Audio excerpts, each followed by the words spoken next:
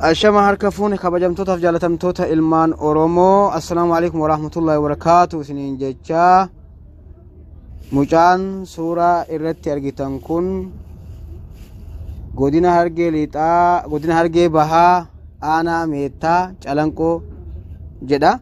Aanaa Meettaa ta'eef mayyuu aanaa Meettaa ta'eef Gooromuuxi ta'e addan beeynu. Walumaa galatti maqaa isaa fi maatii isaa hin beekamu. Calanqoo jechuu qofa gurraan dhageenye. Namni isa beeytan lakkoofsa asirratti isinii maxxanuun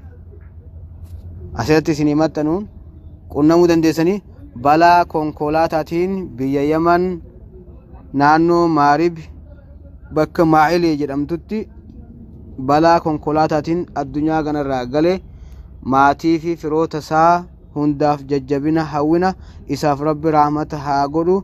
Namni viidiyoo tana agartan sheer godhaa, wal laqqabsiisaa, maatii biraan gayaa. Maatiin lakkoofsa asirra jiru kana nama kana dubbisuu danda'anii. Konkolaataan isa ajjeeses qabamee jira natti fakkaata. Qabame naan jedhanii jiranii. Kanaaf awwaalus hin dandeenye, hayyama warraarraa argamu malee awwaaluu hin danda'anii. Warra dubbisuudhaaf immoo mucaan maqaa yookaan eenyummaa waan ofirraa hin qabneef namni isa beeku, namni maatii isaa beeku waan hin argaminiif akka maatii isaa biraan nu geessan isiniin jenna. Kabajaadhaan isin gaafanna. Maatii biraan nu gaa viidiyoo tana sheer godhaa, nama dhaqqabsiisaa isiniin jechuun fedha dhiifamaa wajji. Ashama harka fuuni kabajamtootaaf jaalatamtoota ilmaan Oromoo, assalaamu alaykum warahmatullahi wabarakaatu. Isiniin jecha mucaan suuraa irratti argitan kun godina Hargee Lixaa, godina Hargee Bahaa, aanaa Meettaa Calanqoo jedha. Aanaa Meettaa ta'eef mayyuu aanaa Meettaa ta'eef Gooromuuxi ta'e addan beeynu. Walumaa galatti maqaa isaa fi maatii isaa hin beekamu.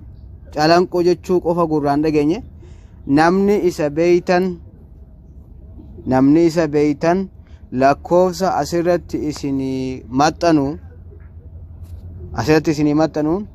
qunnamuu dandeessanii balaa konkolaataatiin biyya Yaman naannoo Maarib bakka Maa'ilii jedhamtutti balaa konkolaataatiin addunyaa kanarraa gale maatii fi firoota isaa hundaaf jajjabina hawwina isaaf rabbi rahmata haa godhu.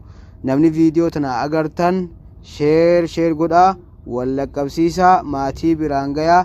Maatiin lakkoofsa asirra jiru kana nama kana dubbisuu danda'anii. Konkolaataan isa ajjeeses qabamee jira natti fakkaata. Qabame naan jedhanii jiranii. Kanaaf awwaalus hin dandeenye, hayyama warraarraa argamu malee awwaaluu hin danda'anii.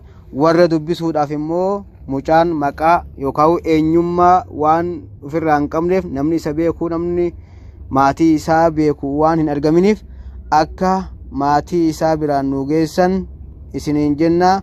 Kabajaadhaan isin gaafanna. Maatii biraan nu gaa viidiyoo tana sheer godhaa, nama dhaqqabsiisaa isiniin jechuun fedha dhiifamaa wajji.